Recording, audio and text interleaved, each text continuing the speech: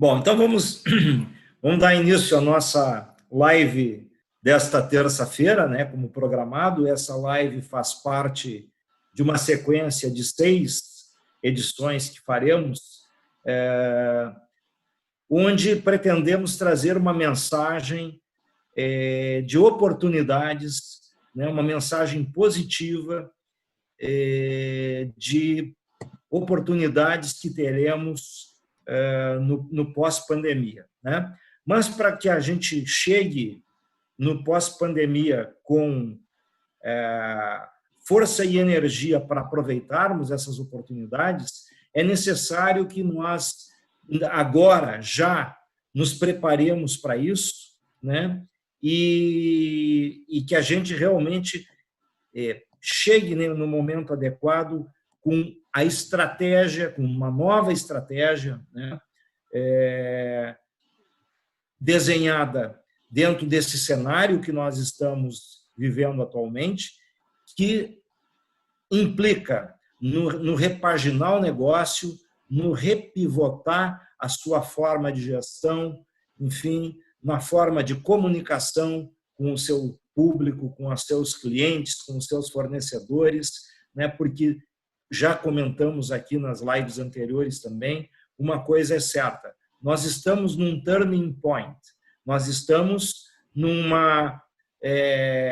momento de virada, né? É um divisor de águas. As coisas nunca mais voltarão a ser exatamente como elas eram, né? Então, para isso, as empresas precisam se preparar, para isso, as empresas precisam estar organizadas e o planejamento estratégico ágil nesse momento será o diferencial que irá, enfim,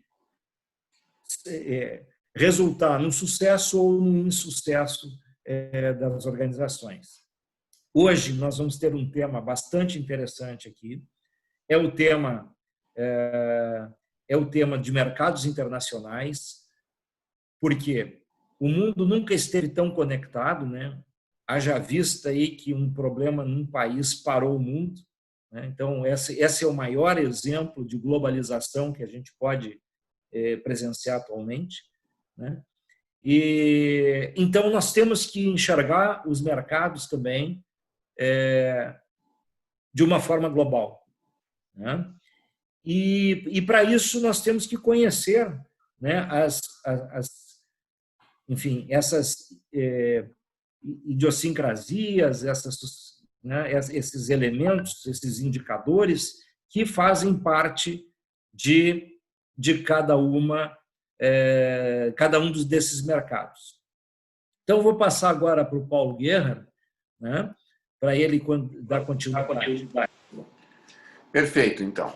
Bom, gente, é só para avisar quem está ali no Instagram, tá? Eu já coloquei o link do YouTube, para quem quiser acessar pelo YouTube, também pode acessar pelo YouTube. Pode fazer suas perguntas por lá também. Pode fazer as perguntas aqui também pelo nosso Instagram também, tá? Então, o pessoal está ali. Eu já melhorei o som, estava conseguindo botar o som na caixa. Parece que agora ainda não sei se está liberado. Bom, vamos lá então, gente.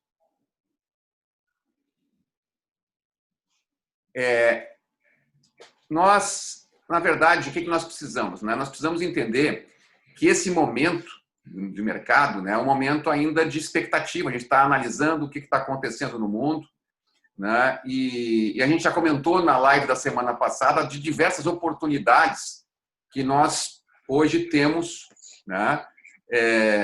Possibilidade depois da pandemia. Então, a gente sabe que a área de tecnologia vai ser muito demandada, já está sendo muito demandada, e com certeza, depois da pandemia, muitas coisas vão ser demandadas. E abre-se muitas oportunidades, tanto no nosso mercado nacional, nós já falamos na semana passada, quanto nos mercados internacionais também. E para isso, então, a gente convidou aqui hoje o Paulo Goelter, que está lá em Berlim, na Alemanha, né? Tiramos ele da cama, né, Antonioni, né? Isso. Ele vai mais tarde hoje.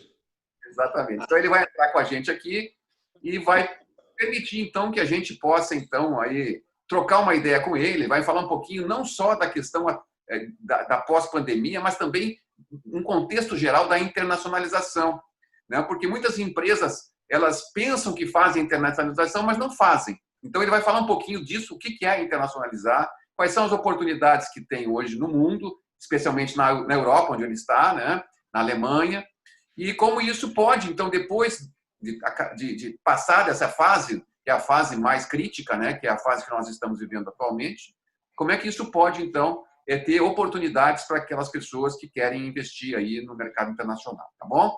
Vamos colocar aqui, então, o Paulo. Paulo pode agora... Sim.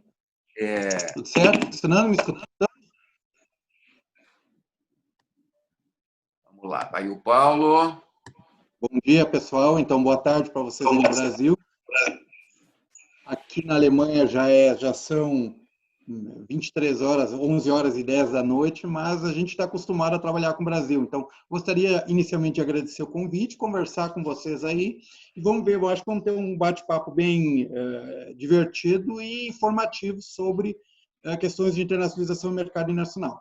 Inicialmente, nós estamos fazendo essa atividade aqui na Alemanha desde 2003. Eu, pessoalmente, estou aqui desde 1983, 84, ou seja, a gente absorveu um pouquinho de como as coisas funcionam aqui, e a gente também tem bastante coisa para conversar com vocês a nível prático, muito porque a gente tem aqui o SEBRASE em Berlim, que é o Centro Brasileiro de Internacionalização e Negócios, onde a gente tem diversas experiências práticas, a gente trabalha no dia a dia de internacionalização de empresas. E já começando, pegando a bola aí do Paulo Guerra, realmente, o que a gente vem falando aqui também, que existe aí muitas vezes conceitos sobre internacionalização que não condizem muito com a prática. Porque aqui a nível internacional é assim, se tu vem te apresentar, somos uma empresa internacional, o pessoal espera uma certa atividade. Digamos assim, exportar não é internacionalizar. Para aceitar internacionalizar, tu tem que ter no mínimo alguma estrutura no exterior. Isso condiz com muitas perspectivas mais novas no Brasil que consideram o ID, investimento direto estrangeiro, como critério para a internacionalização. Mas isso aí vamos dar depois, vamos transformar isso em coisa prática e vamos contar para vocês um pouquinho do como é o ambiente de negócios aqui da Alemanha, né, Antonioni? E começando com isso, o que está pegando aqui? O que é Berlim? O que é Europa? O que está acontecendo aqui? Vamos botar isso aqui num conceito bastante prático. Então, Berlim, acho que muitos que trabalham na área, digamos, digital, sabem, é a capital das startups da Europa. Aqui, praticamente, nós batemos em São Francisco e batemos em Toronto. Ou seja, o espaço de Berlim ele é forte, e aí existem diversos clusters que estão aqui, digamos, estão bombando, literalmente, e esses são principalmente na área na técnica estão das fintechs e diversas outras, health tech, tudo que praticamente tem a ver com aí indústria 4.0, principalmente. E aí tem um provérbio muito legal que o pessoal diz aqui, que aí eles chamam Internet of Things, e o alemão diz there is no Internet of Things without good things. Ou seja, o alemão diz não tem boa internet das coisas sem coisas boas, e o que o alemão mais tem é coisa boa a nível de equipamento técnico. Então, aí casa um com o outro. Então, isso está pegando aqui nos últimos tempos. O que vocês devem ter percebido, escutado, foi o Brexit. O Brexit está sendo uma enxurrada de empresas da área fintech e da empresa que estavam lá em Londres, porque a Inglaterra toda saindo da União Europeia, com isso está gerando um monte de oportunidades para Berlim, porque esse pessoal todo está vindo para Berlim, principalmente na área de fintechs. Então, nós temos um desenvolvimento muito dinâmico aqui, uma coisa, digamos assim, as indústrias digitais bombando. Um outro dado bem interessante também, que a gente faz muitos processos de migração também para empresas brasileiras, e um dado que nos foi fornecido no ano passado pela Secretaria de Estrangeiros de Berlim diz exatamente que o número de técnicos, o número de estrangeiros que mais cresceu nos últimos anos foi o de brasileiros, e principalmente os técnicos de TI, porque aí tem empresas como a Zalando, como o Banco N26, como praticamente todas as empresas digitais que andam aqui, que estão absorvendo uma galera tremenda da área de TI. do Brasil. Então, isso é uma outra realidade que a gente tem por aqui. Mas, então, isso foi para dar um panorama meio que genérico da situação e passando de novo a bola para o Paulo Gerhardt e para o Antonioni. Pessoal, o que vocês têm, digamos, de perguntas, de coisas que eu posso dar um insight de primeira mão por aqui? Bom, Paulo, eu acho que eu gostaria que tu começasse assim, nos apresentando um pouco. Você já falou das empresas que estão saindo da Inglaterra, etc., e indo para Berlim. Mas como é que tu vê o cenário assim? Nós temos conhecimento, né, de que a pandemia ela está provocando um empobrecimento de todos os países, né, um empobrecimento temporário, né? Você vê aí que as previsões do PIB são de crescimento negativo bastante significativo na maioria dos países, né? Praticamente todos. Eu acho que só a China que vai continuar crescendo, muito menos do que estava previsto, mas vai ter um crescimento positivo, enquanto que os demais países todos vão ser negativos. A Europa, em especial, né? A Alemanha é um centro econômico da Europa, tá? Por outro lado, você tem outros países como França, Itália, Espanha, Portugal, enfim, vários que estão com a economia bastante combalida. Você acha que esse contexto ele prejudica o processo de internacionalização ou isso pode ser visto até como uma oportunidade para as empresas nesse momento? Vamos lá. Então, aquela famosa a frase, toda crise é uma oportunidade. Começando por nós, pelo próprio Sebrae, que a gente trabalha aqui em Berlim, a gente achou no problema, como é que vai ser essa crise? Será que nós vamos ser impactados? Fomos. Temos atividade como nunca. E isso praticamente se aplica também a todas as empresas do ramo digital aqui na Europa, na Alemanha principalmente. O que está acontecendo na prática? Sim, a situação econômica prevê queda do PIB aqui na Europa, de uma forma geral, em todos os países, e a Alemanha não vai ser nenhuma exceção. Os prognósticos aqui estão algo em torno de uma recessão por volta de 4%, ou seja, é o valor realístico. Tem projeções que saem até 2%, outras até menos 10%, mas eu acho que o realístico aqui é estar por volta de 4% de retrocesso da economia em decorrência do corona esse ano, mas com a previsão de subir no mínimo 6% no ano que vem, que é o período que eles preveem para de recuperação. De uma forma geral, o que nós podemos constatar é que essa pandemia ela está provocando a aceleração de diversos processos na área digital. E é isso que interessa para a turma do software. Ou seja, tudo o que praticamente estava previsto acontecer em 10 anos está acontecendo em 2. Nós estamos aí falando de videoconferências, de escolas, aprendizado digital, de tecnologia, de criptomoedas também. Saiu aqui na Alemanha o marco regulatório das custódias de criptomoedas. E praticamente essa pandemia ela está criando uma aceleração no desenvolvimento digital. E isso, as empresas, outro ramo são as empresas online. Por exemplo, quem é que está bombando é a turma que tem plataformas Software as a Service, SaaS, Omnichannel, aqui também na Europa, que tem condições de fazer a conexão com os marketplaces, software para marketplaces, a própria Zalando aqui na Alemanha tem uma posição muito forte. Ou seja, a gente vê, digamos assim, que a crise está impactando nos negócios mais tradicionais da economia. Mas na área digital, ela está provocando uma verdadeira evolução e uma aceleração de forma que a gente também vê, o que a gente está percebendo hoje também, nós temos empresas, assim chamadas Born Global, elas já estão começando a se posicionar agora, porque a partir do momento que a coisa tiver, digamos, uma uma normalização, e é o que está começando aqui na Alemanha, porque, ao contrário, a Alemanha, ao contrário dos outros países da União Europeia, teve uma política muito boa. Nós temos aqui praticamente uma contenção.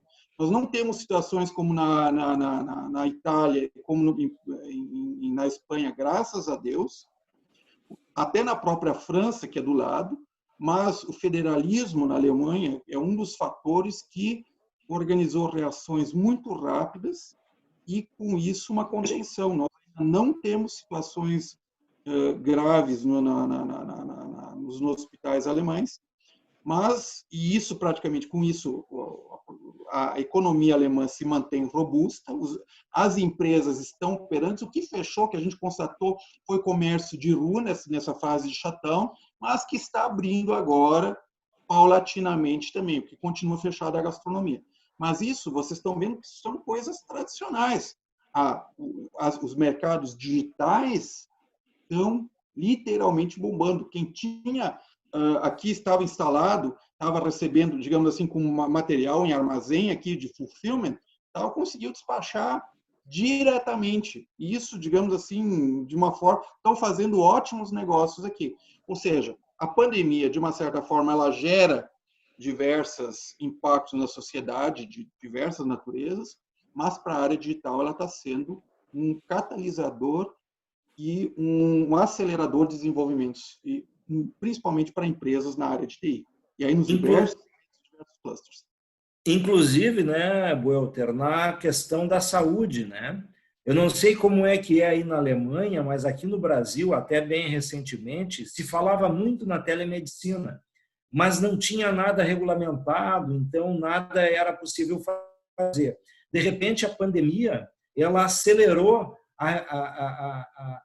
digamos, a formalização da telemedicina, né? Então, hoje já é possível, né, o médico consultar o paciente à distância, não que isso não acontecesse antes, mas agora acontece de maneira formal, né? Então, acho que também várias as oportunidades para empresas de tecnologia desenvolverem soluções para a área da saúde. Eu não sei como que isso é absorvido pelo mercado europeu na tua visão. Então, respondendo diretamente isso que me apresentaste aí, é um caso bem legal também, porque aqui o pessoal era muito, e continua sendo muito restritivo em questões de digitalização e de consulta à distância, por exemplo, na questão da área de saúde. Também tem outros ramos que eu vou passar para vocês depois também. Mas, por exemplo, até há pouco era vedada por lei a consulta online. Com a pandemia, isso foi liberado. Consulta em farmácia online também, até há pouco tempo estava sendo um problema. Abriram-se recentemente, está dando todas essas áreas de consulta, de telemedicina, farmácias digitais, tudo que está sendo atividade, mas também tudo que está sendo comunicação à distância em diversos ramos e nichos, está, digamos, bombando por aqui. E isso são oportunidades. Dá para vocês um outro exemplo que eu considerei, a gente teve na Médica, não desse ano, essa que passou, mas no ano passado, que é a maior feira de produtos de médicos e medicina.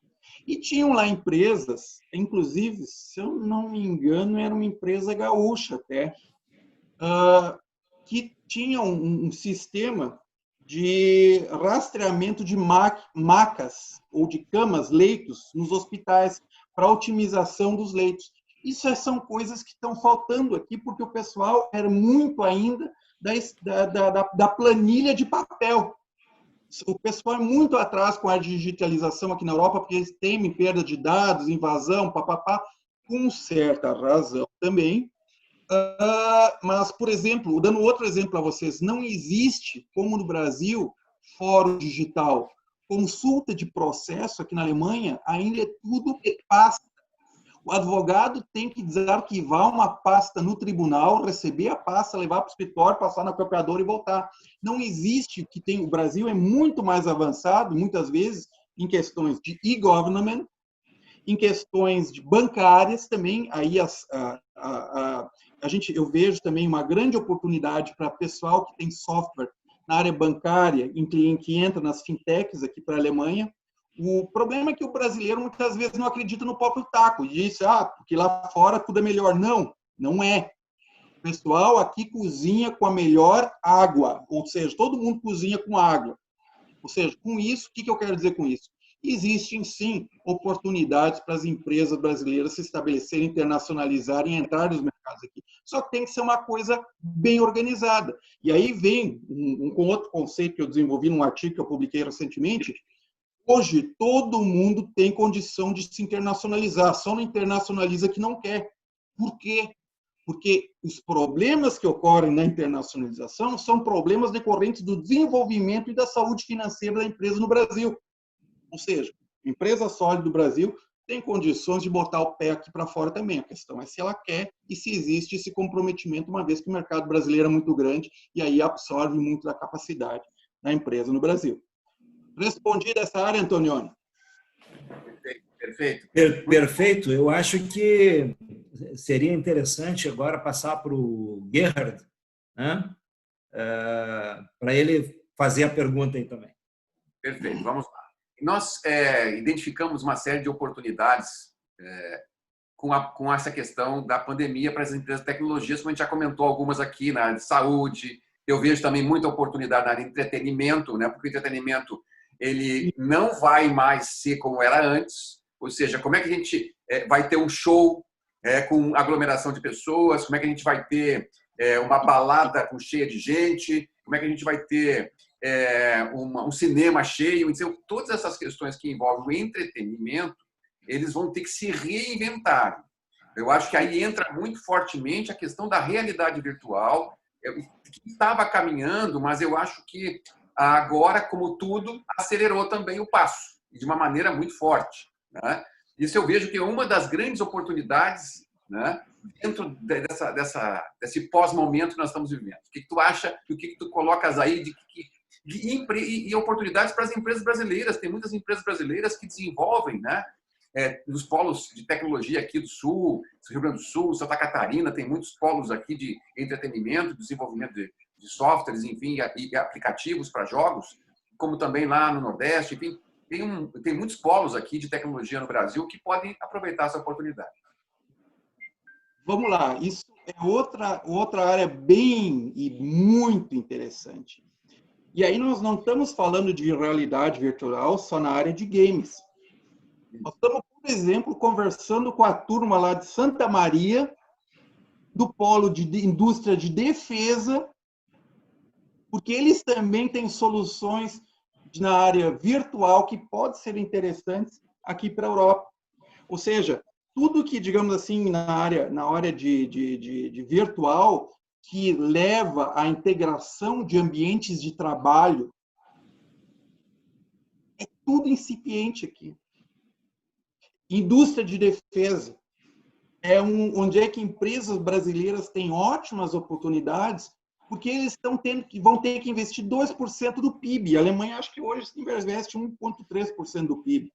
E aí nós temos, por exemplo, nessa área também, projetos bem interessantes para empresas brasileiras. Sim, saúde, os TEC, todas aqui em Berlim, estão todas as sedes das grandes empresas, uma Pfizer está aqui, uma Bayer está aqui, e outra coisa, a partir do momento que as empresas elas estão presentes aqui, vocês têm que perceber como a conversa muda. E nós estamos falando de questões de internacionalização. Sim, ou seja, respondendo a tua pergunta inicial, e já para dando um passo além, sim, áreas virtuais, tanto, digamos, tudo que é integração, tudo que... Games também, o mercado europeu é muito forte em games, e plataformas aqui, digamos assim, a Ubisoft aqui em Berlim, inclusive, diversos pessoais desenvolvendo atividades por aqui. Mas, na questão de internacionalização, qual é a abordagem? E é uma coisa muito simples, digamos assim. Hoje, a realidade dos mercados é que os fornecedores estão próximos dos clientes. Ou seja, a empresa brasileira que quer se internacionalizar, ela tem que estar próximo dos clientes dele. Não adianta querer fazer as coisas do Brasil por controle remoto, que isso não rola. Ou seja, o pessoal ainda quer o contato pessoal. Essa coisa, mandei um e-mail. Aí, vê quem é que vai responder esse e-mail.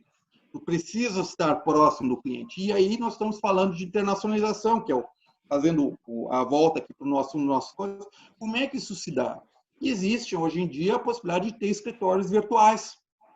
Nós, inclusive, temos aqui no Sebrae um cluster de empresas brasileiras, onde é que nós temos, por exemplo, o escritório virtual de uma empresa de indústria 4.0 do Brasil. E esse pessoal ganhou uma concorrência na Gerdau, porque, ao contrário do concorrente deles, eles estavam internacionalizados com o escritório virtual conosco. Ou seja, a Gerdau entendeu que isso possibilitava para eles P&D, pesquisa e desenvolvimento, e trazer atividades novas aqui para o Brasil. Eles ganharam a concorrência, ao contrário da empresa deles, que não tinha nenhuma estrutura própria fora. Então, só para ter, digamos, dado essa contextualização também. E aí, o outro ponto é, a partir do momento, e isso foi uma conversa que nós tivemos hoje aqui, porque existe o pessoal que diz assim, que é principalmente a turma técnica. Eu só vou montar a minha estrutura lá no exterior quando eu tiver uns 4, 5, 6 contatos, né? E o pessoal vai ter me contratado. Não, o contrário é a realidade. Monte estrutura, que estrutura gera negócio. Não queira fazer negócio sem estrutura. E isso é uma coisa elementar e básica do ambiente internacional. Tá? Respondida essa pergunta? Sim, sim. Eu acho que nós temos essa grande oportunidade aí, nessa questão que envolve todos esses ambientes virtuais. E eu pergunto, assim, em termos de existe uma diferença muito grande daquilo que se produz aqui, daquilo que se desenvolve aqui com aquilo que está na Europa hoje, para que a gente entenda que aquela empresa que está aqui hoje, né, tem essa questão que você falou no início, né, talvez de uma baixa autoestima nossa aqui, de nossa, o que vem lá de fora é melhor, né? Mas eu acho que isso cai por terra, né? Então, cai por terra. Temos aqui no Sebrae, inclusive, uma empresa que é um cara que trabalhou numa grande empresa de desenvolvimento no Brasil, e ele é desenvolvedor full stack, e ele me passou um insight bem interessante, inclusive, nesse sentido. O pessoal da TI aqui está se debatendo com problemas que o Brasil tinha há 10 anos atrás. Ou seja, a dinâmica do mercado brasileiro é tamanha que ela gera demandas e soluções e necessidade de estruturação muito mais antes que aqui. O pessoal aqui é muito ainda devagar, não tem esse pique que as empresas brasileiras têm na área de TI. E isso é uma grande oportunidade para as empresas da área de TI. Agora, me concretiza um pouquinho mais essa tua pergunta que me colocaste aqui. Sim, existe uma certa... O pessoal acha que não tem capacidade. Não. Para início de conversa, programadores trabalham tudo em inglês. Ou seja, o ambiente no Brasil e aqui é idêntico. Tu não tem mais problema de comunicação. Problema de comunicação, praticamente, na área de TI, ela não existe, porque todo mundo fala inglês. Isso é de menos. E isso é tanto que praticamente todas as grandes empresas, N24, N26, Zalando, todo o pessoal está com uma equipe de TI do Brasil. Se vocês entrarem aí, por exemplo, como é que é? No Slack, tem lá o Brasil Tech Experts, uma coisa assim. É incrível o quanto tem de gente por aqui. Tá? Respondi a pergunta? Respondido, tá respondido. Vou passar a palavra ao Antonioni agora para ele dar continuidade aí. Eu ia te perguntar, Buelta, você enfatizou essa questão da necessidade de estar próximo ao cliente, né? E como é que você percebe que isso seria possível nesse momento em que, por exemplo, os aviões estão no chão, né? Então as viagens internacionais estão prejudicadas e estarão por um bom tempo. Como é que você acha que, mesmo estando aqui no Brasil, né, as empresas poderiam startar uma primeira aproximação do mercado, né, e fazer prospecções, estudos, enfim. E qual é a melhor metodologia para isso? Tá? Como é que você também comentou no início? Algumas empresas pensam que estão fazendo internacionalização, mas não estão. Qual é a maneira correta? Né? Qual é ok, estar próximo, fazer primeiro investimento na infraestrutura e depois ir buscar negócio? Legal. Mas, além disso, o que mais está por volta em termos de estratégia? Ou seja, qual é a melhor atitude para a empresa e a melhor estratégia e como que ela consegue, nesse momento que, enfim, está tudo virtual, como é que ela consegue iniciar isso se ela tem que estar olho no olho, como você disse, né, próxima do cliente? Então, tem casos e casos, mas como é que seria a abordagem de uma forma geral? Antes da época do corona, a gente recomendava o famoso vai ver. Vai ver significa fazer uma imersão. O que é imersão na prática? Imersão é o pessoal vem aqui, se instala conosco, fica aqui umas 2 semanas, a gente leva eles de cabo a rabo, vamos ter conversa aqui com empresa X, com empresa Y. Ou seja, antes mesmo de o pessoal pensar em como é que eu vou botar minha perna lá fora, a ideia sempre era, digamos assim, de conhecer o ambiente para ver se isso realmente era uma coisa que valia a pena. Agora, em época de corona, o avião não está funcionando, é o que tu falaste, mas os contatos continuam. Qual seria uma abordagem, uma possível abordagem? Claro que cada caso é um caso. Para início de conversa, eu acho que tudo parte também, hoje tem muita coisa online, de uma pesquisa bem efetuada da turma do Brasil, para identificar qual é o mercado. Pode ser que o mercado não seja a Alemanha, pode ser que o mercado seja a Espanha, dependendo do produto. Pode ser que o mercado seja a Hungria, dependendo do produto. Pode ser que seja na Itália. Tudo isso parte de uma preparação, ou seja, de uma pesquisa. Depois que tu faz a pesquisa, tu tem que validar a pesquisa. Então, validou a pesquisa, dá para ver, opa, tem uma certa atividade, uma possibilidade. Aí depende muito do que a empresa está fazendo. Se a empresa precisa de uma mera, digamos assim, estrutura no exterior, não há necessidade de nenhum faturamento, nada nesse caso, ela precisa ter algo para botar no site, inclusive para comunicar para o cliente, olha, nós já temos uma estrutura lá fora, algo que, digamos, já estamos próximo de vocês, já fizemos certo dever de casa. Aí, como naquele caso da empresa de indústria 4.0 que eu mencionei para vocês, um escritório virtual é algo completamente suficiente e algo que praticamente significa um investimento bem, mas muito bem modesto para a empresa. O que é um escritório virtual? O escritório virtual nada é que um endereço físico, onde é que a empresa recebe correspondência, onde é que ela pode receber contatos, ou seja, ela tem um escritório de representação do exterior. Não precisa ser uma coisa própria, pode ser terceirizado, tipo o que nós fizemos aqui no Sebrae também, e aí tem diversas outras empresas que disponibilizam isso.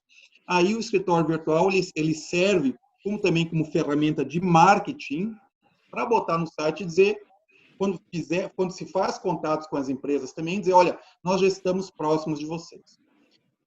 Falando de contato com a empresa, o pessoal também aqui não morreu tudo. Tem muita gente que ainda está trabalhando aqui, empresas ainda estão funcionando. Empresas, digamos assim, o pessoal está em home office também, então eles têm tempo para conversar. E o pessoal aqui conversa muito mais abertamente que vocês imaginam. Vou dar um exemplo para vocês. Um pouquinho diferente também, não na área de TI, mas outra coisa. Nós estávamos acompanhando uma empresa que está representando aqui na Europa polpas de fruta e sucos congelados, e fomos conversar com a maior empresa, a maior rede de supermercados aqui da Alemanha, e na linha premium, tipo um Zafari, aqui da Alemanha, chamado Edeka. Chegamos lá, tivemos uma boa conversa, bateu o santo, entre aspas, eles abriram para nós as planilhas deles. Mostraram, olha, estamos encomendando tanto disso, tanto daquilo, tanto aqui, tanto disso aqui, vamos fazer dessa forma. A conversa avançou. O João, que é o meu sócio aqui, ele foi, visitou a engarrafadora deles, trabalha 24 horas, e eles disseram, olha, nós vamos trabalhar para botar vocês aqui. O que eu quero dizer com uma coisa dessas é que o pessoal aqui, essa empresa havia se internacionalizado conosco antes, havia aberto uma pessoa jurídica aqui. Isso instaurou muita confiança no cliente, porque eles disseram assim, opa, temos uma pessoa jurídica no mesmo ambiente, dá para fazer negócio, nós queremos comprar de vocês se organizam no Brasil. Com isso, o que eu quero dizer com isso é que a conversa que o pessoal tem aqui, a partir do momento que existe uma proximidade e existe estrutura, ela vai muito além do que ocorre no Brasil. As conversas são muito mais diretas e abertas e elas permitem, digamos, desenvolver coisas conjuntamente. Mesmo em época de corona, mesmo em época de pandemia, esse pessoal está acessível. Ou seja, monte um plano de negócios, produza uma boa documentação. Não queira, digamos, fazer o contato, eu tenho uma ideia, eu gostaria de saber o que vocês acham. Não, não é coisa assim. Isso tem que haver um certo grau de concretização, porque tu só tem um cartucho para queimar. E esse cartucho tem que ser muito bem colocado, ou seja, preparar a empresa bem, se estruturar e, com base nessa estrutura, fazer a abordagem do cliente. A probabilidade de dar certo é enorme, digamos assim. A abertura na comunicação aqui é muito, muito grande. E eu considero essa, de novo, voltando àquela frase inicial, crie estrutura gera negócio. Não queira fazer negócio sem estrutura. Isso foi uma máxima da minha empresa aqui também e ela deu muito certo. Então, essa estratégia, então, de você ter uma presença, né, ainda que virtual, local, né, por um escritório virtual que seja. Mas já é um investimento direto isso aí. Isso configura internacionalização. Perfeito. Tá. Isso bom, eu posso fazer essa contratação, por exemplo, desse serviço e não ter uma empresa consolidada, uma empresa de negócio na Alemanha sem ter uma empresa na Alemanha. Mas a gente também pode ter uma empresa na Alemanha. E aí eu te pergunto, que tipo de incentivos locais existem para uma empresa abrir na Alemanha e se há possibilidade de você atrair fundos de investimento para, por exemplo, uma startup que tem não vou dizer uma ideia, porque você já disse que uma ideia não serve, né? Mas uma startup que já tem um produto consolidado na área, uma fintech, por exemplo, tá? Ou uma health tech, por exemplo. Ela já está consolidada, ela já tem um produto, já fez as suas provas de conceito, seu MVP, já tem mercado, e aí ela quer iniciar a operação, ela vai iniciar de uma forma tímida, né, criando uma empresa na Alemanha dentro de uma incubadora, de um coworking, seja lá como for. É possível esse processo e existem que incentivos locais para isso e que tipo de fundos de investimento esse processo. Tá, são diversas perguntas, depois tu vai me lembrar caso eu tenha esquecido algo, tá? Mas a coisa aqui é um sonho, um paraíso. Inclusive, a gente usa o termo paraíso legal, ao contrário de pessoas que vão para paraísos fiscais. Só para vocês terem uma ideia, com essa coisa do Covid aqui na Alemanha, o governo liberou para toda e qualquer empresa ter 20 funcionários, nas quais se enquadraria, e nós, inclusive, nos enquadramos também, 19 mil euros que foram depositados em 24 horas na conta da empresa. Com medida imediata, sem discussão. A segunda possibilidade é de pedir créditos até 0,5 milhões de euros, ou seja, meio milhão de euros, com carência de 3 anos e juros zero. Ou seja, digamos assim, quem tivesse montado uma PJ aqui, já estava com pelo menos 2 anos de recuperação pago, só nesse auxílio imediato. Berlim batia já há 2 anos atrás Londres em matéria de capital de venture capital. Existe aqui diversos investidores anjos. Existe o Berlin Partner, que é tipo um Apex de Berlim, da capital Alemanha, que lá monta diversos eventos com investidores anjos. Ou seja, existe todo um ecossistema voltado, porque, claro, senão não seria capital das startups na Europa. Existe todo um ecossistema de internacionalização, de apoio a pequenas empresas de tecnologia.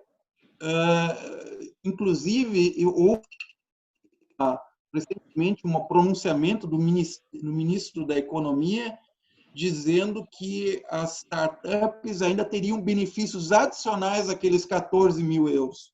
Ou seja, toda e qualquer empresa que está se montando aqui, ela recebe já um benefício decorrência, seja a crise como oportunidade. E, além disso, o ambiente de financiamento, por exemplo, existem financiamentos do KfW, que é o Bacen, o BNDES da Alemanha. Esses financiamentos, para vocês terem uma ideia, são créditos adicionais que onde é que a KfW, eles são solicitados pelo banco, mas o KfW assume 100% do risco. Precisa-se de um bom business plan para apresentar a atividade, mas havendo isso, esses financiamentos ocorrem. Tá, que mais? O que eu acabei esquecendo, Antônio? O que mais estava na tua pergunta? Não, eu acredito que é isso, né? Que benefícios locais existem para... Você comentou de benefícios emergenciais, eu acredito que existam benefícios que são, digamos, normais, né? Que já existiam e que possivelmente continuarão existindo no pós-pandemia, né? E aí eu perguntei também, e você comentou que existem muitos fundos, né, de investimento que também investidores anjos para aportarem em startups, mas também fundos de investimento para aportar em empresas mais estabelecidas há mais tempo, vamos dizer assim. Inclusive, tu pode utilizar uma PJ constituída aqui para captação de investimentos para transferência no Brasil. Ou seja, a própria PJ que é constituída aqui, ela serve como um catalisador para as atividades da empresa no Brasil. Ela mesma, ela direciona os fundos. Por exemplo, nós estávamos conversando com uma empresa na área de crowdfunding, que estava justamente na área ambiental, querendo montar uma plataforma de captação de crowdfunding aqui para investimentos em projetos ambientais no Brasil. Então, por exemplo, está aí uma outra possibilidade. E esse pessoal, porque aqui existem diversos financiamentos direcionados à área ambiental que eles poderiam se beneficiar. As próprias estruturas aqui, elas são bem diferentes do Brasil. É um sonho para o empresário. Porque, por exemplo, falando de matéria de bitributação, inclusive, empresas brasileiras que vêm se internacionalizar na Europa não são tributadas pelo governo alemão. Empresas europeias que vão se estabelecer no Brasil são pelo governo brasileiro. Ou seja, os brasileiros restam privilegiados. Porque aqui tu não precisa abrir um CNPJ da empresa brasileira que vai participar do quadro societário de uma empresa alemã. A Alemanha não tributa. Inclusive, nós temos aqui na Alemanha uma pessoa jurídica que se chama Comandita Limitada. Ela é uma empresa, uma sociedade capital que não paga IRPJ, e para os sócios, que são praticamente os sócios da empresa, não são tributados com IRPS porque não terem aqui seu domicílio fiscal. Atividade praticamente fora o imposto comercial não é tributada. Por isso que a gente chama isso aqui de paraíso legal, ao contrário de paraíso fiscal. Ou seja, essas são coisas assim que o pessoal, por mero desconhecimento, muito da visão do empresário brasileiro vai para os Estados Unidos. Vale do Silício, papapá.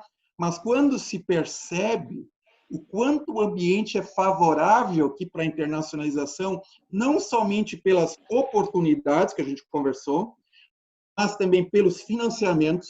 E o terceiro pilar são aqui as estruturas de internacionalização, as pessoas jurídicas que podem ser utilizadas no contexto aqui.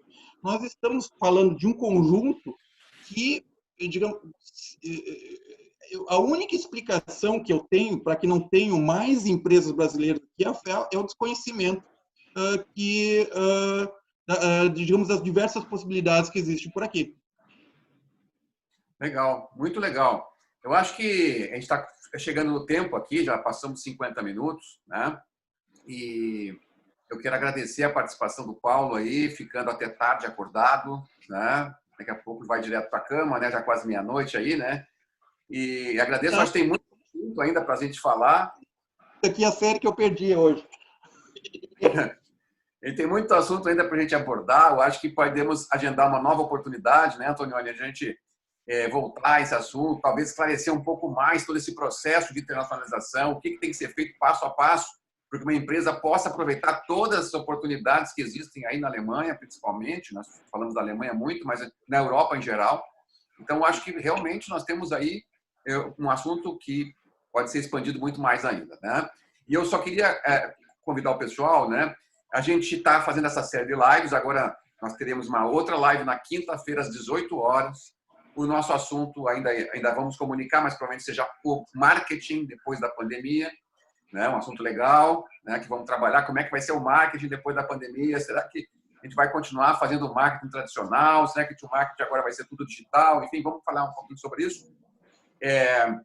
Mas nós temos que comunicar que nós estamos lançando, né? Nós lançamos na semana passada o nosso Mastermind Fênix, ressurgindo das cinzas após a pandemia.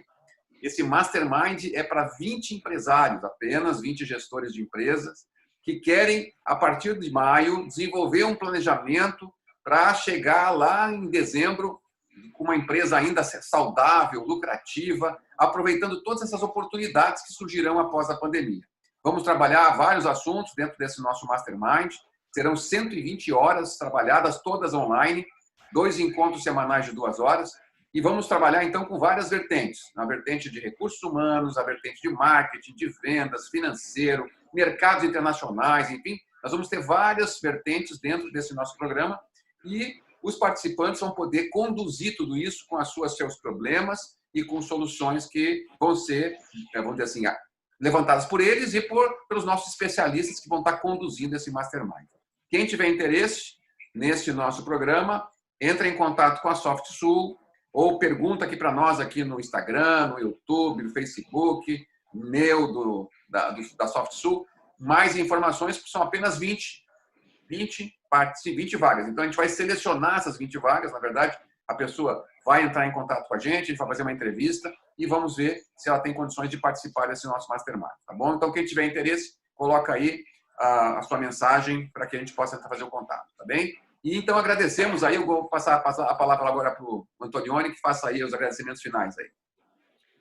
Eu só gostaria de agradecer, então, ao Paulo Buelter, nosso convidado de hoje, né, que ficou até tarde aí, visto o fuso horário que ele se encontra, né?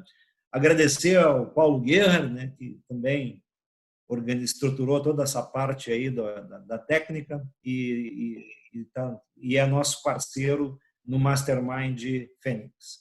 Agradecer a todos vocês que tiveram, né, a paciência de nos acompanharem aí, seja pela live da SoftSul, seja do Instagram do Paulo ou pelo YouTube. Tá? Então, um abraço a todos, muito boa noite.